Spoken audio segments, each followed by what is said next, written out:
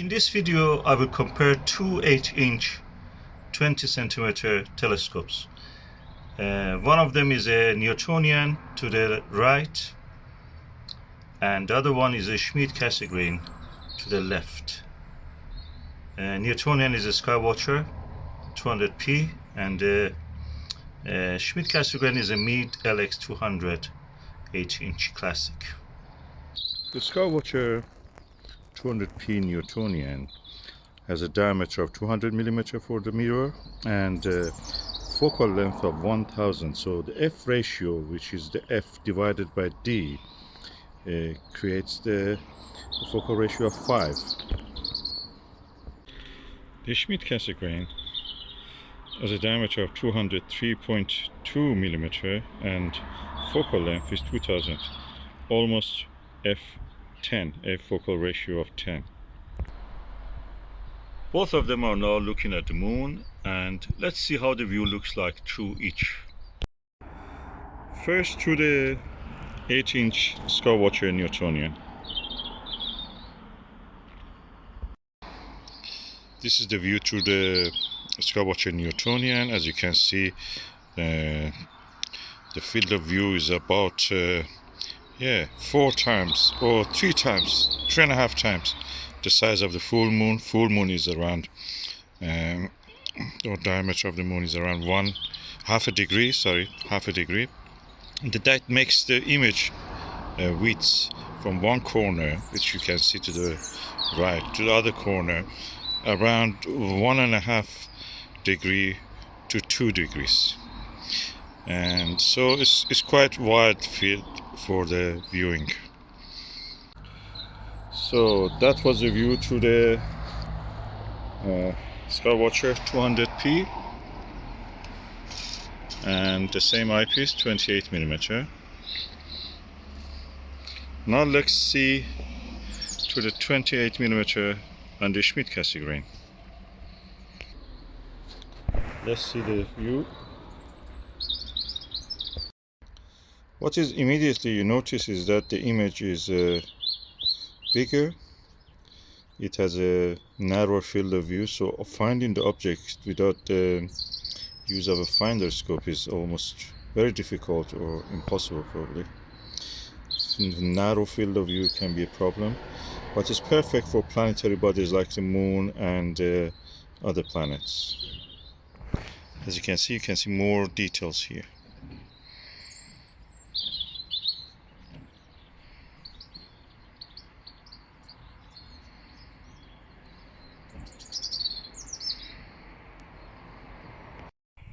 So another difference between the Newtonian and the Schmidt-Cassegrain is that the position of the eyepiece as the targets is in different parts of the sky will change. So you have to bring it down or up, and that means you have to change your sitting position also, either sit or rise.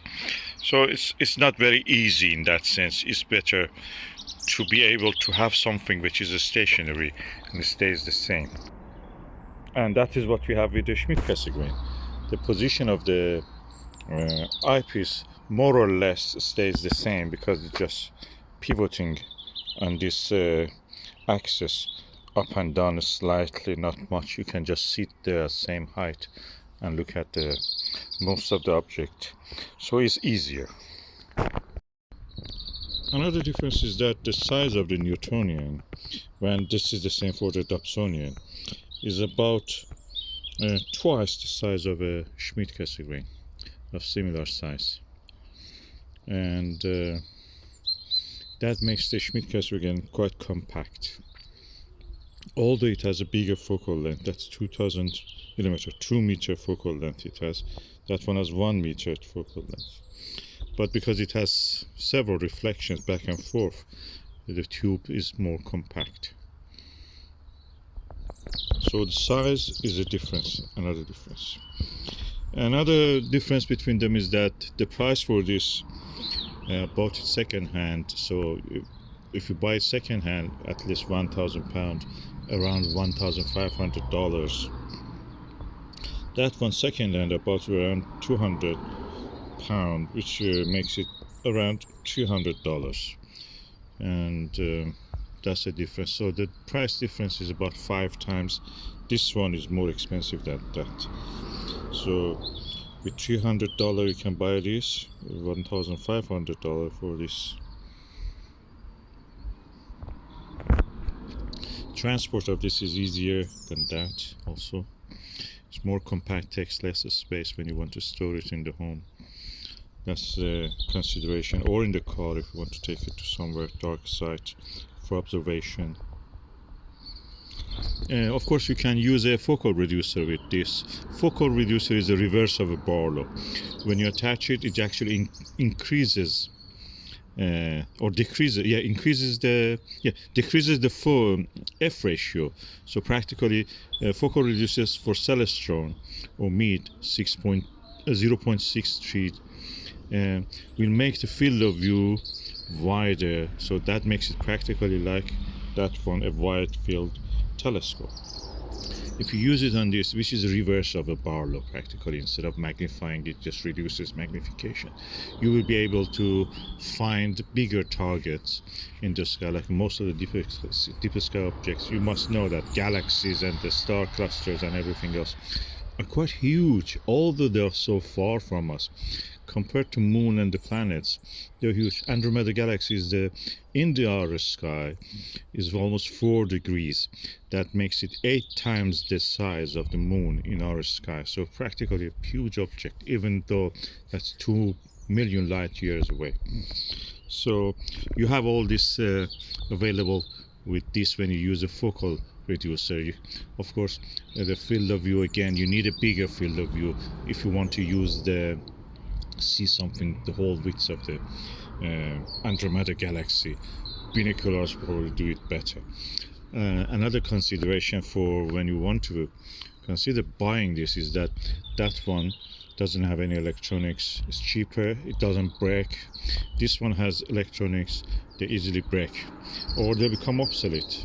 And in this case, the capacitors of this one, the Clasic Meade LX200 EMC, the capacitors easily burst after a while, so you have to replace them or just use it as Alt Azimuth without any electronics. So they're prone to being outdated, obsolete, or break down. That one is just mechanical, nothing there, and then the rest of it is optical tube, and there is no danger of that. Another thing that may confuse you is that, as you have seen in the video I presented you, the image in this one compared to this one is reversed.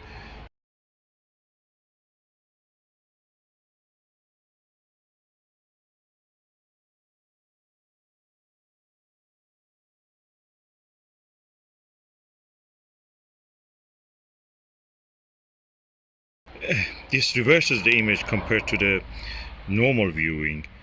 That one even sweeps that image to the mirror part of it. So practically you will see even another image which is not the same as what you can see with your normal eye, and is a reverse. It's very interesting thing when you look at the moon from through these two objects. You have to use different maps for this if you want to be comfortable finding objects and the names of the targets. Okay, one of the things that you can do with both of them is astrophotography.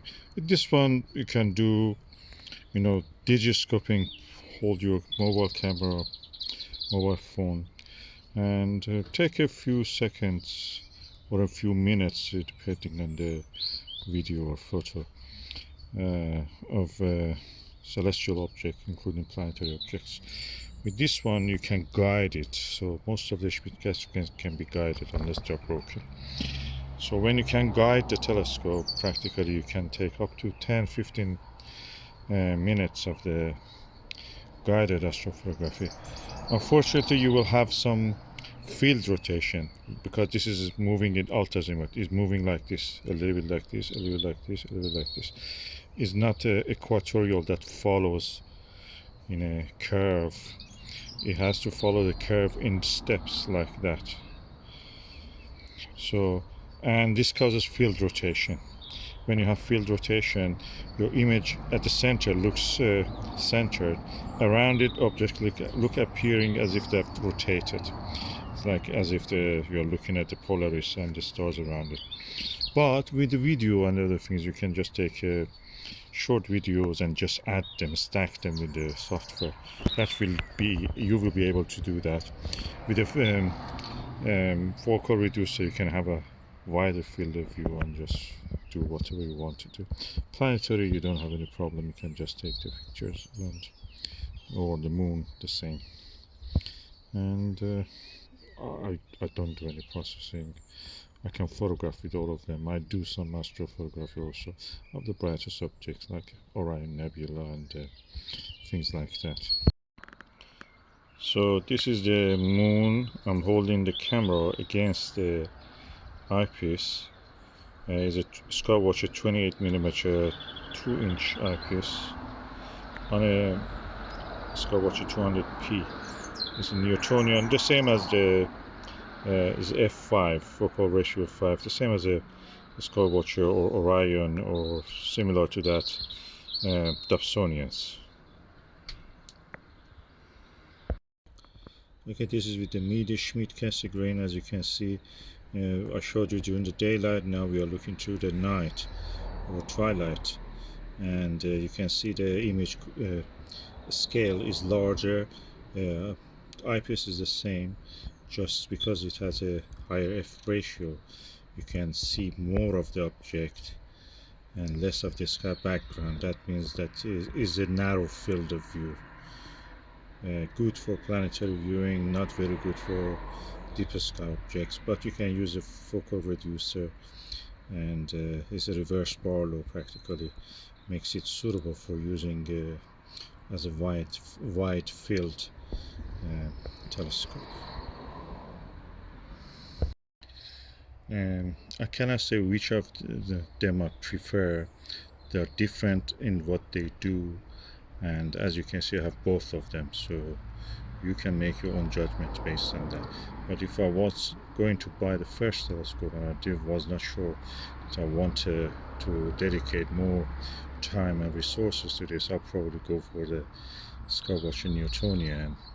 Then when I see that I'm more interested, I may just get the Schmidt-Cassegrain if I want.